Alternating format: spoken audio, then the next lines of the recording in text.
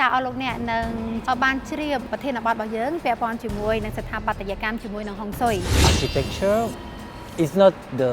biggest part of Feng Shui, of course, because landscape is the biggest part with more than 70% all of the Feng Shui influences. The architecture can have a strong influence on Feng Shui as well. មកទៅហានបានលើកឡើងថាអ្វីដែលសំខាន់បំផុតនៅក្នុងហុងស៊ុយគឺប្រមាណជា 70% ក្នុងការរៀបចំគឺទីធ្លានោះទេតែទោះបីយ៉ាងណាក៏ដោយការរៀបចំស្ថាបត្យកម្មក៏វាជះឥទ្ធិពលទៅដល់ការរៀបចំហុងស៊ុយដូចគ្នាដែរ The landscape quality is bad concerning the Feng Shui. Then, even if you do a perfect architecture with all the Feng Shui principles, it is not able to support correctly the people because already around it is bad. បើសិនជាទីធ្លាដែលប្រមាណជា 70% ដែលសំខាន់នៅក្នុងហុងស៊ុយអត់ល្អទៅហើយទោះបីជាយើងមានអ្នកស្ថាបត្យករដែលជំនាញច្បាស់លាស់ក៏មិនបានអំណោយផលដែរ The bad Feng Shui due to a bad architecture of a building can have a bad effect on the whole country. ចឹងរឿងមួយទៀតដែលសំខាន់ណាស់ទូរទស្សនិកជនបើសិនជាទីតាំងមួយកន្លែងមានហុងស៊ុយអល្អហើយមានការគូសប្លង់អត់ល្អទៀតហើយបើសិនជាអគារមួយហ្នឹងគឺជាអគារដែលសំខាន់ទៀតវាមិនត្រឹមតែប៉ះពាល់ដល់អគារទេវាជះឥទ្ធិពលដល់សាខាផ្សេងទៀតដែលយើងបាច់ជា brand. The most important part of the architecture is the base, the ground floor, because it is the attachment of the house to the ground, the attachment of people to the chi of the earth. The good attachment makes a good support for the house and for everyone in the house. The power of Feng Shui ឧបត្ថម្ភដោយវូជីតៅអភិវឌ្ឍអនុញ្ញាតក្រុមនឹងជម្រាបសួរប្រិយមិត្តទស្សនិកជនជាទីគោរពនិងជាទីមេត្រីចាសស្វាគមន៍អស់លោកអ្នកមកកាន់កម្មវិធី The Power of Feng Shui ដោយដែលទស្សនិកជនបានជ្រាបហើយចាជារៀងរាល់សប្តាហ៍តែងតែជួបវត្តមាននឹងខ្ញុំសុធារានៅក្នុងកម្មវិធីយ៉ាងណាមិញយើងនឹងជួបវត្តមានរបស់លោកពិសិដ្ឋដែលជាអ្នកសម្របសម្រួលចានៅក្នុងកម្មវិធីអ្វីដែលពិសេសសម្រាប់កម្មវិធីរបស់យើងតែងតែជួបជាមួយនឹង Master Han ចា Master គឺជាចា Master ហុងស៊ុយជំនាញនិងចាបកស្រាយនៅប្រធានបទដ៏សំខាន់សម្រាប់កម្មវិធីរបស់យើងចាជំរាបសួរ Master ជំរាបសួរ ចា Good evening លោកពិសិដ្ឋចាសុខសប្បាយ Master I'm very well, thank you. And you? ចាសុខសប្បាយដូចគ្នា I'm fine ចាលោកពិសិដ្ឋយ៉ាងណាដែរសុខទុក្ខ សុខទុក្ខជាធម្មតាទេចុះកញ្ញាធីរាចាសុខទុក្ខធម្មតាយើងទៅជាក់បន្តិចថ្ងៃនេះចាចាទស្សនិកជនជារៀងរាល់សប្តាហ៍ចាអស់លោកអ្នកតែងតែបានជួបជាមួយនឹង Master ហើយនៅក្នុងការបកស្រាយ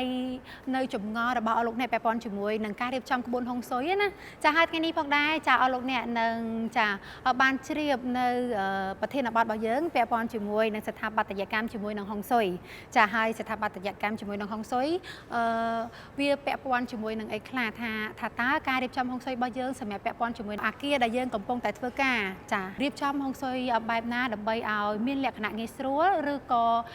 មានភាពអវិជ្ជមានឬក៏អវិជ្ជមានយ៉ាងម៉េចចាអញ្ចឹងចង់សួរថា Master ថាតើស្ថាបត្យកម្មមួយដែលយើងនិយាយភាសាសាមញ្ញថា design ណាមានផលប៉ះពាល់លក្ខណៈបែបណាទៅដល់អាគារក៏ដូចជាផ្ទះដែលយើងកំពុងតែរស់នៅថាតើអាចមានផលអវិជ្ជមានដល់យើងរស់នៅសប្តាហ៍ថ្ងៃនៅក្នុងគ្រួសាររបស់យើងឬក៏អាគារដែលយើងកំពុងតែធ្វើការហ្នឹងមានផលប៉ះពាល់ដល់កន្លែងធ្វើការរបស់យើងអត់អញ្ចឹងបើមានភាពល្អឬក៏មិនមានភាពមិនល្អតើវាយ៉ាងម៉េចវិញ Master You know, the architecture is not the biggest part of Feng Shui, of course, because landscape is the biggest part with more than 70% all of the Feng Shui influences. The architecture can have a strong influence on Feng Shui as well. បាទទូទស្សនិកជនបើសិនជាតាមការលើកឡើងរបស់ Master Han ក៏បានលើកឡើងថាបើយើងនិយាយអំពីការរៀបចំធ្វើស្ថាបត្យកម្មនេះថាសម្រាប់ទៅលើការ design ការគូសប្លង់ចាផ្ទះឬអគារមួយហ្នឹងមិនមែនជាផ្នែកដែលសំខាន់បំផុតនៅក្នុងការរៀបចំហុងស៊ុយទេដោយតែវគ្គមុនសប្តាហ៍មុនទូទស្សនិកជនបានដឹងហើយថា Master Han បានលើកឡើងថាអ្វីដែលសំខាន់បំផុតនៅក្នុងហុងស៊ុយគឺប្រមាណជា 70% ក្នុងការរៀបចំគឺទីធ្លានោះទេគឺមានទីធ្លាខាងក្រៅក្នុងការរៀបចំគឺជាផ្នែកសំខាន់តែទោះបីយ៉ាងណាក៏ដោយការរៀបចំស្ថាបត្យកម្មការគូសប្លង់ការ design ការ decor ហ្នឹងក៏វាជះឥទ្ធិពលទៅដល់ការរៀបចំហុងស៊ុយដូចគ្នាដែរ The quality of the architecture, the impact of the architecture first depends on the quality of the landscape. Because when you have a very good landscape, already you have a good potential. And a good architecture can make you benefit fully from this good potential. ចឹងទូទស្សនិកជនសម្រាប់ការរៀបចំឬក៏ design គូប្លង់សម្រាប់ស្ថាបត្យកម្មដំបូងឡើយគឺចាប់ផ្ដើមពី landscape ដែលសំដៅទៅលើទីធ្លាផ្នែកខាងក្រៅមុន ចា៎ ប្រសិនបើយើងមានទីធ្លាធំទូលាយមានទីធ្លាដែលអំណោយផលមានទីធ្លាដែលមានសក្តានុពលចឹងស្ថាបត្យករដែលគាត់ធ្វើការផ្នែកស្ថាបត្យកម្មផ្នែកគូប្លង់ផ្នែក design ឬក៏ decor ហ្នឹងគាត់ក៏មានភាពងាយស្រួលក្នុងការគូប្លង់ឬក៏ design ឲ្យទៅតាមក្បួនខ្នាតដែលគ្រូហុងស៊ុយជំនាញបានប្រាប់ទៅគាត់ហើយគាត់មានគំនិតច្រើនគាត់មាន idea ដើម្បីធ្វើវាណាស្របទៅតាមការណែនាំនិងការរៀបចំរបស់គ្រូ master ដូចគ្នាដែរ But if the landscape quality is bad concerning the feng shui, then even if you do a perfect architecture with all the feng shui principle, it is not able to support correctly the people because already around it is bad. ចឹងផ្ទុយទៅវិញទូទស្សនិកជនកញ្ញាធីរ៉ាបើសិនជាទីធ្លាដែលប្រមាណជា 70% ដែលសំខាន់នៅក្នុងហុងស៊ុយទីធ្លាផ្នែកខាងក្រៅហ្នឹងវាអត់ល្អទៅហើយ ចា៎ ទោះបីជាយើងមានអ្នកស្ថាបត្យករដែលជំនាញច្បាស់លាស់ខ្លាំងធ្វើការ design ធ្វើការគូប្លង់ decor ល្អប៉ុណ្ណាក៏ដោយក៏មិនបានអំណោយផលដែរដោយសារតែទីធ្លាផ្នែកខាងក្រៅដែលប្រមាណជា 70% នៅក្នុងការរៀបចំហុងស៊ុយដែលសំខាន់នេះវាអត់ល្អទៅហើយក៏វាជាឥទ្ធិពលដល់ការរៀបចំរបស់យើងអត់ល្អដូចគ្នាដែរ ចាអញ្ចឹង master អញ្ចឹងស្ថាបត្យកម្មសំខាន់ខ្លាំងមែនទែនហើយវាប៉ះពាល់ទៅដល់ដូចជាលុយកាក់ចាហើយនៅក្នុង family គ្រួសាររបស់យើងឬក៏ចាប្រាក់ចំណូលឬក៏អ្វីផ្សេងទេពាក់ព័ន្ធជាមួយនឹងស្ថាបត្យកម្មហ្នឹង Actually, the architecture have an effect on every aspect of the life. Can be the health, family life, money, and career. Everything. Yeah, because in the architecture, you also find the balance between the yin and the yang. ចឹងជួនទស្សនិកជនកញ្ញាធីរ៉ា master ក៏បានលើកឡើងហើយថាសម្រាប់ architecture ឬក៏ស្ថាបត្យកម្មហ្នឹងក៏វាជាឥទ្ធិពលទៅដល់ជីវិតរស់នៅរបស់យើងដែរដោយសារតែនៅក្នុងស្ថាបត្យកម្មវាជាឥទ្ធិពលទៅដល់សុខភាពគ្រួសារការរកស៊ីដោយសារតែក្នុងការរៀបចំនៅស្ថាបត្យកម្មមានទាំង design គូប្លង់ decor អីហ្នឹងវាសំដៅទៅលើការថ្លឹងថ្លែងរវាងធាតុពីរដែល master ក៏បានលើកឡើងមួយគឺធាតុ yin មួយទៀតគឺធាតុ yang You have to know that the more time you spend in a place, in a house, or an office, the more its feng shui quality will affect you. ចឹងទូទស្សនិកជនត្រូវចាំថាបើសិនជាយើងចំណាយពេលវេលាច្រើននៅកន្លែងណាមួយមិនថានៅផ្ទះឬក៏មិនថានៅកន្លែងធ្វើការទេប្រកបណាស់គុណភាពនៃហុងស៊ុយប្រកបជាមានជាឥទ្ធិពលមកយើងសំខាន់តើឥទ្ធិពលធម្មពលនៃហុងស៊ុយនោះគឺជាធម្មពលដែលវិជ្ជមានឬមួយក៏អវិជ្ជមាន That's why when you spend all day every day in an office, in the company where you work, for example, then the feng shui quality of this office, of this company, of the building affects you because you spend probably 8 to 9 hours a day. ចឹងឧទាហរណ៍ជាក់ស្ដែងឧទាហរណ៍ថាយើងទៅធ្វើការនៅកន្លែងដែលយើងធ្វើការ office របស់យើងត្រូវចំណាយពេលវេលាច្រើនយើងធ្វើការកន្លែងហ្នឹងយើងចំណាយពេលយ៉ាងអស់ណាក៏ពី8ទៅ9ម៉ោងដែរតាមម៉ោងធ្វើការហើយបើសិនជាកន្លែងធ្វើការរបស់យើងរៀបចំហុងស៊ុយបានល្អប្រកបណាស់វាជាឥទ្ធិពលជាវិជ្ជមានធ្វើឲ្យយើងធ្វើការល្អយើងមានអារម្មណ៍ធ្វើការចឹងទៅតែផ្ទុយទៅវិញបើសិនជា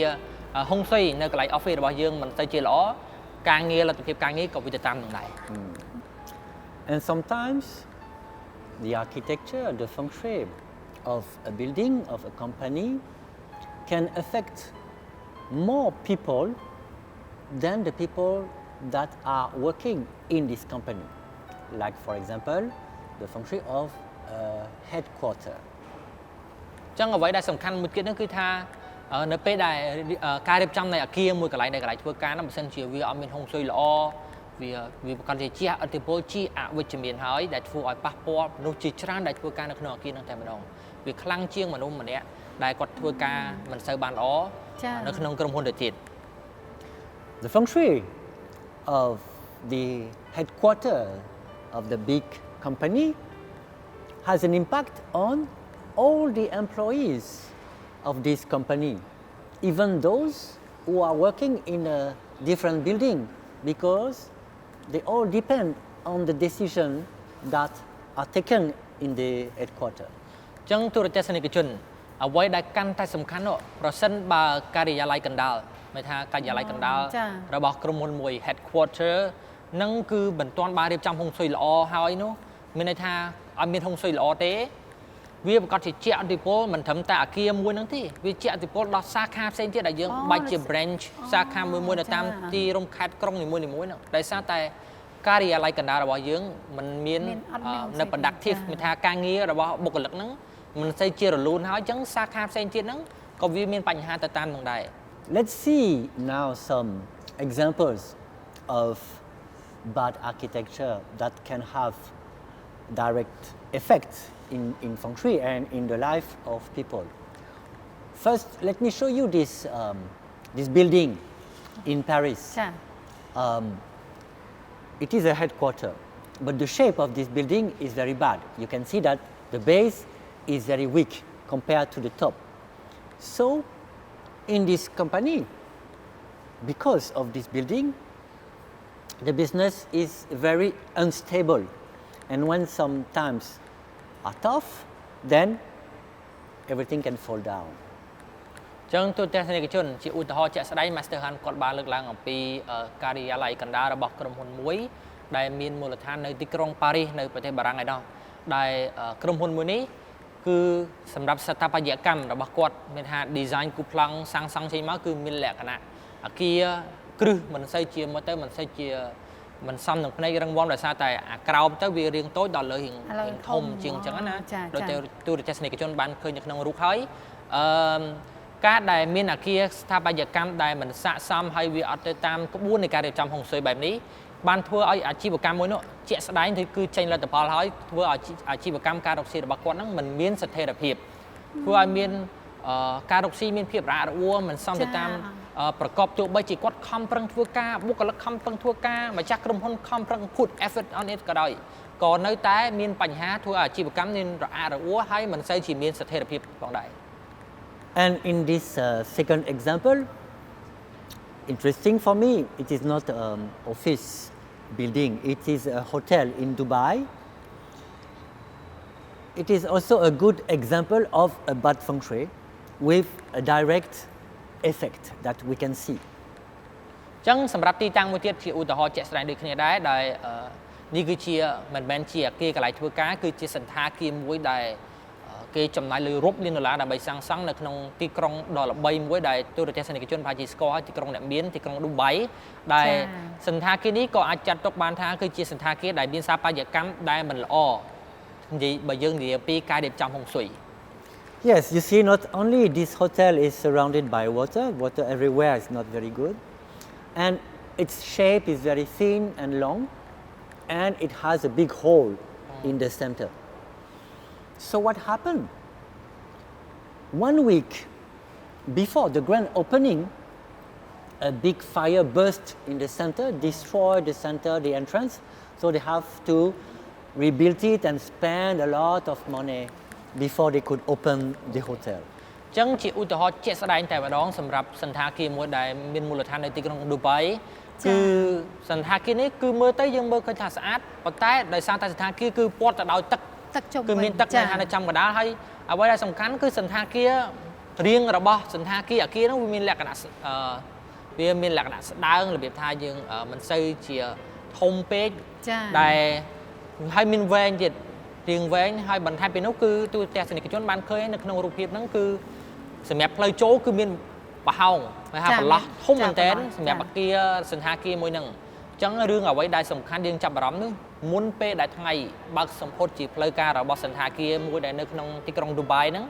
គឺមានភ្លើងឆេះនៅចំពីមុខផ្លូវចូលនៅចំជ្រក់ចូលតែម្ដងដែល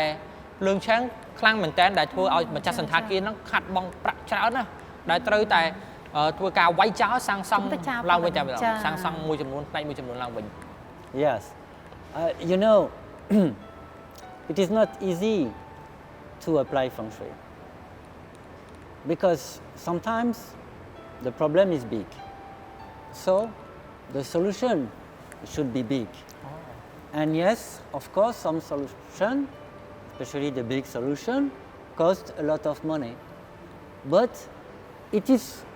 worth it. It is worth spending a lot of money when you know the consequences, when you know the bad effect and when you know the good effect of Feng Shui. ចឹងសម្រាប់បញ្ហាដែលយើងជួបដូចថាយើងមានបញ្ហាជាមួយអាគារដែលអត់មានហុងស៊ុយអាឡចឹងទៅចឹងសួរថាតើយើងត្រូវធ្វើយ៉ាងម៉េចចឹងនៅពេលដែលយើងជួបបញ្ហាធំសម្រាប់ដំណោះស្រាយយើងត្រូវការដំណោះស្រាយដែលធំដើម្បីដោះស្រាយបញ្ហាធំនឹងដូចគ្នាដែរចាអញ្ចឹងបើសិនជាអាគារយើងឃើញថាអាគារហ្នឹងវាអត់មានហុងស៊ុយ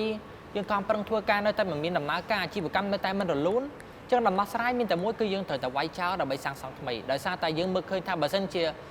ការដែលវាយចោលមានតម្លៃជាងធ្វើឲ្យយើងនឹងសាងសង់មកយើងចំណាយពេលវេលាយើងសាងសង់ឡើងវិញអាចនឹងធ្វើឲ្យអាជីវកម្មរបស់យើងរលូននិងកាក់កប់ជាងមុននោះយើងអាចនឹងចំណាយដែរដោយសារតែការកែប្រែនេះគឺមានតម្លៃជាងចា The real effect of Feng Shui, the real impact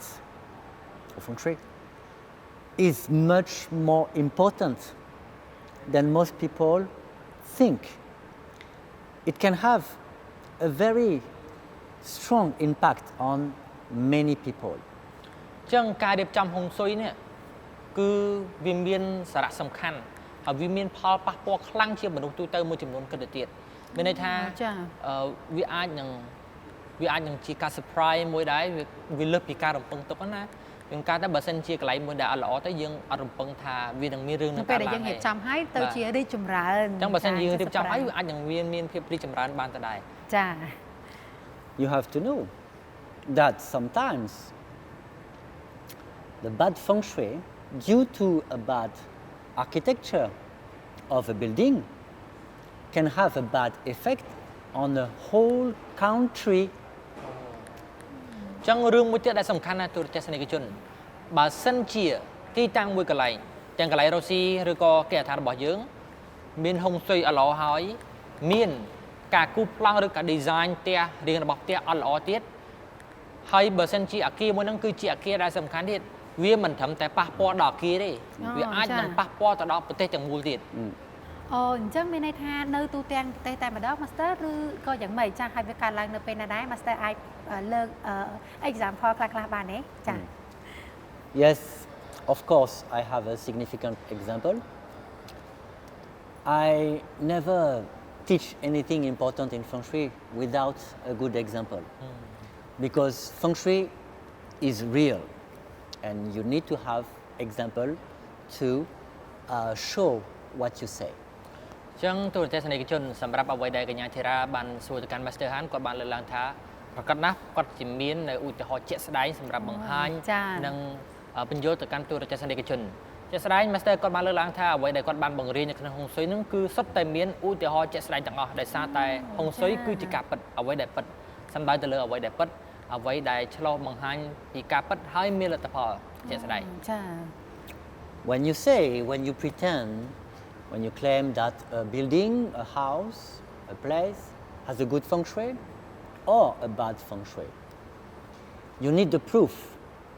You need to show the proof of that goes with your judgment. ចឹងសម្រាប់គ្រូហុងស៊ុយជំនាញដោយ Master គាត់បានលើកឡើងថាបើសិនជាគាត់អះអាងថាអាគារមួយកន្លែងឬក៏គេហដ្ឋានមួយកន្លែងហ្នឹងមានហុងស៊ុយល្អ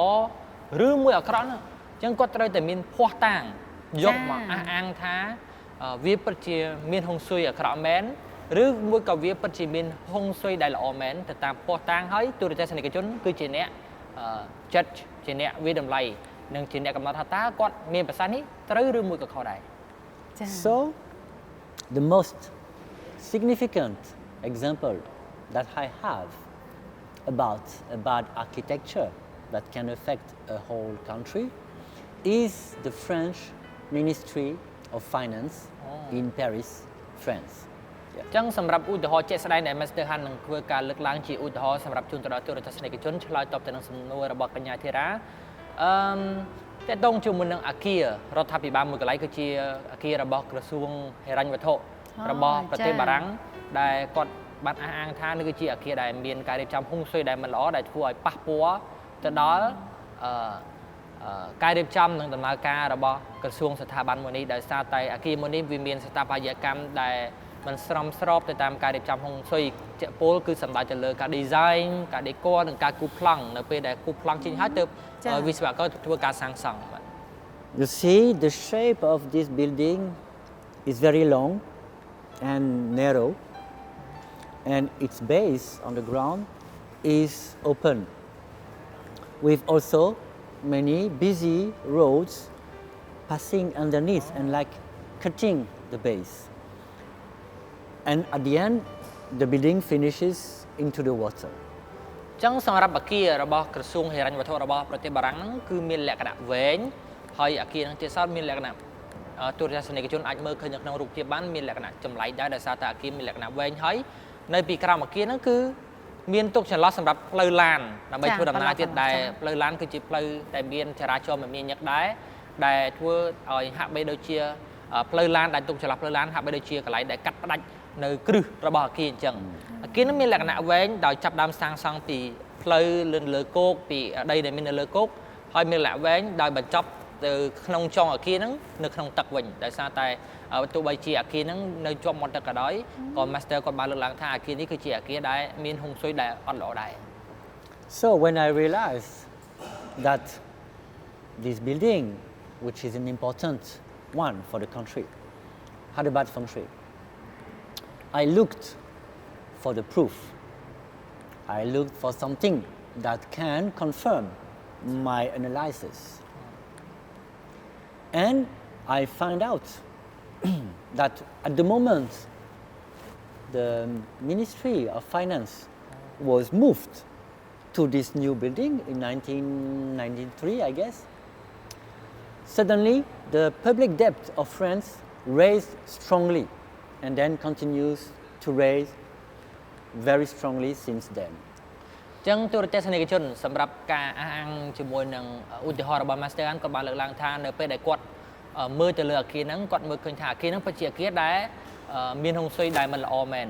ចឹងផ្អែកទៅលើតាមការវិភាគរបស់គាត់ប្រកាសជាត្រូវរកថាភ័ស្តុតាងមួយចំនួនថាហេតុអីបានគាត់ហ៊ានអាងថាអគារហ្នឹងមិនល្អលុះត្រាតែមានលទ្ធផលថានៅពេលដែលអគារហ្នឹងធ្វើហើយនេះវាចេញលទ្ធផលមកការងារវាអត់ល្អចេះចឹងសម្រាប់ Master Han គាត់មើលឃើញថានៅពេលដែលរដ្ឋមន្ត្រីរបស់ក្រសួងហិរញ្ញវត្ថុនៃប្រទេសបារាំងគាត់បានបដូរ office មានថាការិយាល័យរបស់គាត់ចូលមកកាន់អគារដែលទូរទស្សនិកជនបានឃើញហ្នឹងគឺបានធ្វើឲ្យបំណុលសាធារណៈនៅក្នុងប្រទេសបារាំងហ្នឹងមានការកើនឡើងជាលំដាប់ហើយកើនឡើងឥតឈប់ឈរដែលអគារនេះបានបើតាម Master Han បានលើកឡើងគឺប្រហែលជានៅក្នុងកំឡុងឆ្នាំ1993ចាអូអញ្ចឹងពិតជាឃើញថានៅពេលដែលអគារស្ថាបត្យកម្មមួយនៅក្នុងប្រទេសមួយវាអាចមានផលប៉ះពាល់យ៉ាងខ្លាំងដល់ប្រទេសទាំងមូលតែម្ដងអញ្ចឹងសង្ឃឹមថានៅក្នុងប្រទេសជាតិកម្ពុជារបស់យើងចាហើយអគាររបស់រដ្ឋាភិបាលនឹងមានហុងស៊ុយដ៏ល្អចាហើយនៅក្នុងវគ្គនេះអស់លោកអ្នកនឹងបានទស្សនានៅវីដេអូចានៃការផ្លាស់ប្ដូរចាវីឡាមួយកន្លែងនៅក្នុងរាជធានីភ្នំពេញចាដែលជាការផ្លាស់ប្ដូររបស់ស្ថាបត្យកររបស់យើងនៅក្នុងការរៀបចំស្ថាបត្យកម្មសាជាថ្មីឲ្យមានហុងស៊ុយល្អចាស់ហើយគណៈពេលនេះយើងខ្ញុំទាំងអស់គ្នាក៏សូមអនុញ្ញាតសម្រាប់បន្តិចសិន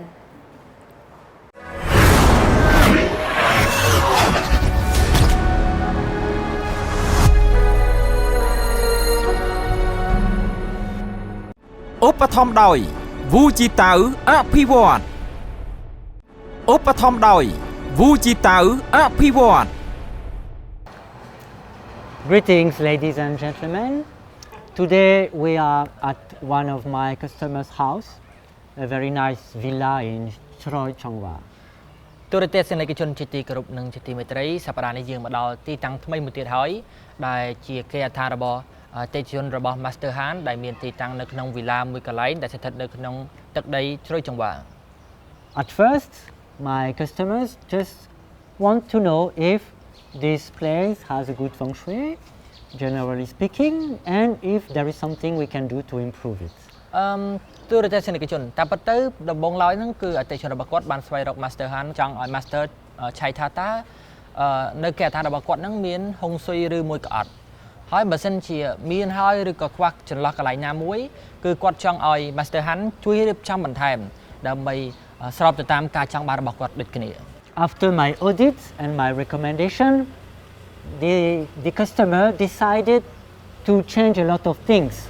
in this house in order to make the feng shui as best as possible. ក្រោយពេលដែល Master Han គាត់បានមក audit ឬក៏បានមករៀបចំនិងពិនិត្យមើលទៅតាមក្បួនខ្នាតរបស់ហុងស៊ុយគាត់បានឃើញថាទីតាំងនេះគឺមានសក្តានុពលហើយប៉ុន្តែគឺនៅមានកន្លែងដែលត្រូវតែមានរៀបចំបន្ថែមទៀតដើម្បីទទួលបានលទ្ធផលល្អតាមទៅការចង់បានរបស់ម្ចាស់គេឋានដូចគ្នា First thing that you can notice here is the Mingtan. You know, of course, we start by outside. So before we enter the house, it's important that we look outside. ដោយសមម្ដងទូរទស្សនិកជនដឹងហើយមុនពេលដែលរៀបចំហុងស៊ុយគឺចាប់ផ្ដើមពីផ្នែកខាងក្រៅមុនដែលនៅក្នុងភាសាបច្ចេកទេសគេថា Ming Tang គឺផ្នែកទីធ្លាខាងមុខផ្ទះហ្នឹង